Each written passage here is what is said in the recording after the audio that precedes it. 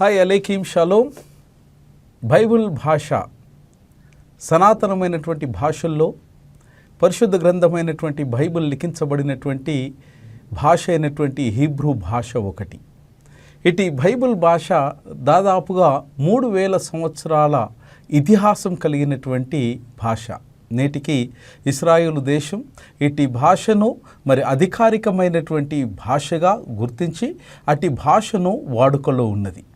అయితే ఇటు భాషకు అనేకమైనటువంటి అవాంతరాలు చరిత్రలో కలిగినప్పటికీ, దాదాపుగా భాష అంతరించిపోయేటువంటి అంచునకు చేరినప్పటికీ తిరిగి ఇశ్రాయేలు ప్రజలు ఇట్టి బైబిల్ లిఖించబడినటువంటి హీబ్రూ భాషకు ప్రాణము పోసి తిరిగి దానికి వాడుకలోనికి తీసుకుని వచ్చినటువంటి ఘనత కలిగినటువంటి భాష బైబిల్ భాష అయినటువంటి హీబ్రూ. ఇటు భాషను ఇశ్రాయేలు జనాంగము, యూదా సమాజము పరిశుద్ధమైనటువంటి భాషగా పరిగణిస్తారు. పాత నిబంధన గ్రంథమంతా కూడా ఇట్టి హీబ్రూ భాష అయినటువంటి ఇట్టి భాషలోనే లిఖించబడినది. అయితే ఇటు హీబ్రూ భాష అనేటువంటి దానికి లేదా హీబ్రూ అనేటువంటి దానికి 2 ప్రాముఖ్యమైనటువంటి విషయాలు ఆపాదించబడినవి. ఒకటి ఏంటంటే, హీబ్రూయులు ప్రజలుగా, సమాజముగా లేదా ఒక భాషగా ఇది గుర్తించబడటం గమనార్హం.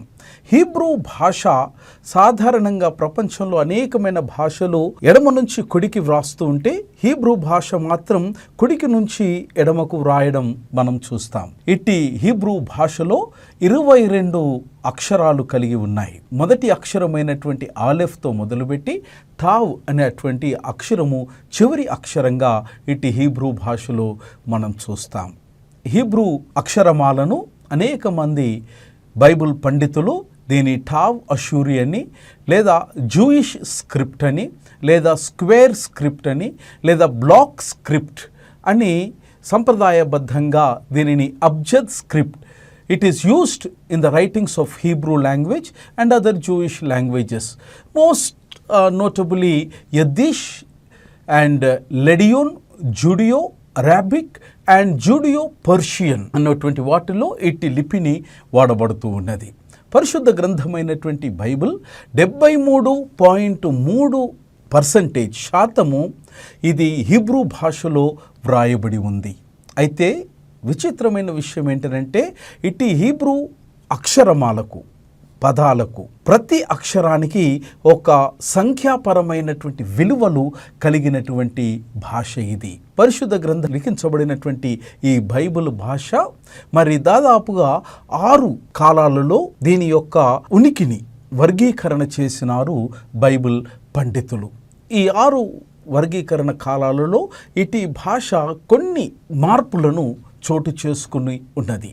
ఈ 6 వర్గీకరణ కాలాలలో ప్రీ బిబ్లికల్ హీబ్రూ అని 1, రెండవది బిబ్లికల్ హీబ్రూ అని 2, మూడవది డెడ్ సీ స్క్రాల్స్ అనగా మృత సముద్రపు చుట్టలని 3, నాలుగవది మిష్నయిక్ హీబ్రూ అని 4వది, 5వది మెడివియల్ హీబ్రూ మధ్యస్థ కాలంలో ఉన్నటువంటి హీబ్రూ అని, 6వది ఆధునికతమైనటువంటి Hebrew, that is modern Hebrew.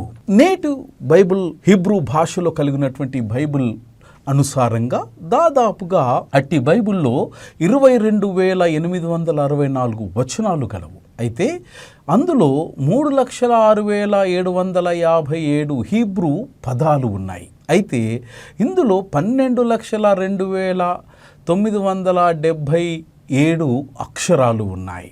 అయితే తోరా గ్రంథంలో ఇవి 5,845 వచనాలుంటే, 79,980 పదాలు ఉంటే, 3,04,850 అక్షరాలు ఈ తోరాలో మాత్రమే ఉన్నట్టు మనం చూస్తాం. బైబిల్ ప్రామాణిక గ్రంథంలో కేవలము 24 పుస్తకాలు మాత్రమే ఉన్నాయి. హీబ్రూ బైబిల్ అనేటువంటిది 3 ప్రధానమైనటువంటి విభాగాలుగా వర్గీకరణ చేయబడ్డది.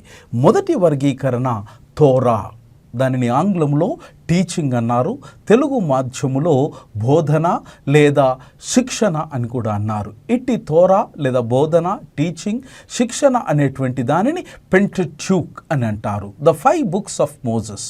దీనిని మనము పంచఖండాలు అని కూడా అభివర్ణిస్తాం.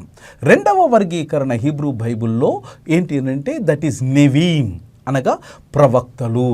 ఈ నెవీమ్ అనేటువంటి హీబ్రూ పదం, ప్రవక్తలు అనే తెలుగు పదం, ప్రాఫిట్ అనే ఆంగ్ల పదం, ఇది నెవీ అనేటువంటి పదములో నుంచి ప్రాణం పోసుకుంది. నెవీ అన్నటువంటి పదానికి అక్షరార్థ భావం ఏంటి అంటే స్పోక్స్ పర్సన్ అనగా అధికారికమైనటువంటి పక్షంగా మాట్లాడేటువంటి వాడు. ఈ ప్రాఫిట్ అనేటువంటిది వాస్తవికంగా భవిష్యత్తును గూర్చి ముందుగానే చెప్పేవాడు అన్నటువంటి భావన పరిశుద్ధ గ్రంథంలో వాడబడినటువంటి నెవీమ్ ప్రాఫిట్ అనే పదానికి అర్థము కాదు. భవిష్యత్తును సూచించేటువంటి పని ప్రవక్త అయినటువంటి వానికి ఆపాదించబడలేదు హీబ్రూ బైబిల్లో. మరి నెవీ లేదా ప్రాఫిట్ అనేటువంటి దాని యొక్క భావం ఏంటి అంటే భగవంతుని నుంచి మానవునికి అర్థమయ్యే విధంగా దేవుని యొక్క మనస్సును మానవునికి అర్థమయ్యేటువంటి భాషలో వివరించేటువంటి పని ఈ నెవీమ్ ప్రవక్త అనే వారికి ఆపాదించబడినది. దీనిని మరి late great rabi socks Jal వారు హీబ్రూ రబ్బీలు బోధించినటువంటి అనుసారంగా వారు చెప్పే మాట ఏంటంటే ఈ నెవీ అనేటువంటి వారు గతములో పడిపోయినటువంటి దానిని పునరుద్ధరించడానికి వారు పిలువబడ్డారు. రెండవది ప్రజలను దేవుని వైపు నడిపించడానికి వారికి కార్యము ఇవ్వబడినది. అనంతరము ఈ ప్రవక్త అనేటువంటి వాడు దేవుని యొక్క మాట ద్వారా ప్రజలలో చైతన్యము కలిగించి వారు అంతేంద్రియంలో ఉన్నటువంటి మనస్సాక్షిని వారు చెలింపచేసి దేవుని వైపు వారి యొక్క మనస్సును నడిపించేటువంటి వాడే ప్రవక్త అని హీబ్రూ బైబిల్ అనుసారంగా దాని అర్థం ఇవ్వబడ్డది. మూడవది కెతూవీం అనగా రాతలు. కెతువీం అన్నటువంటి ఈ హీబ్రూ పదం యొక్క అర్థం ఏంటనంటే వ్రాయడం. This is Hebrew Bible. Shalom అలైకుం.